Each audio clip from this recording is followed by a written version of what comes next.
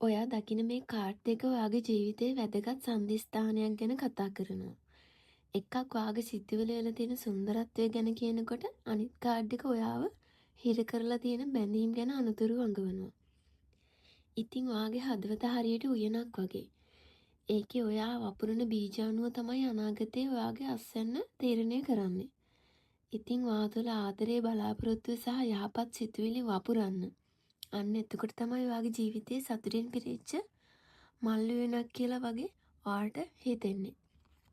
ඒ වගේම තමයි බැඳීම සහ මායාව.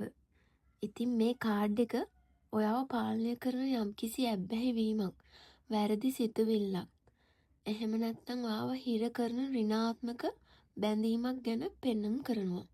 ඉතින් ගොඩක් වෙලාවට අපිව හිර කරගෙන තියෙන දම්වැල්, ඒ කියන්නේ ඍණාත්මක සිතුවිලි තියෙන්නේ අපේ තුලමයි, අපේ මනස තුලමයි.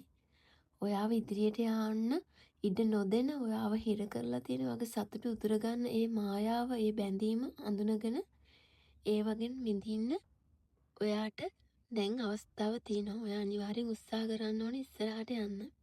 ඉතින් අවසාන වශයෙන් මට කියන්න තියෙන්නේ ඔයාගේ අභ්‍යන්තර උයන, ඔයාගේ අභ්‍යන්තර ලස්සන, ඔයාගේ අභ්‍යන්තරය ලස්සනට පවත්වා ගන්න නම් ඒකෙත් වැවිලා තියෙන වල් පැලෑටි, ඒ කියන්නේ ඍණාත්මක සිතුවිලි සහ වැරදි බැඳීම්, ඔයාට ගැළපෙන්නේ නැති බැඳීම් සහ මුලින්ම උදුරා ඉවත් කර දාන්න ඕනේ.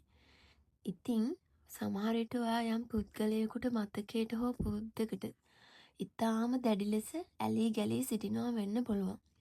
ඒක ඔයාට වේදනාවක් මිස කවදාවත් සතුටක් ගෙන දෙන එකක් නෙවෙයි.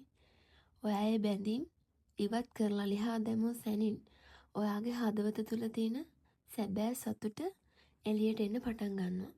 ඔයාගේ හිරගෙදර දොර විවෘත කරන්න. ඔයාට තියෙන්නේ එළියට ඇවිල්ලා ඔයාගේ අභ්‍යන්තර වෙන සරු කරගන්න, ඒකේ මල් වවා ගන්න, ඒක සාර්ථක කරගන්න පමණයි.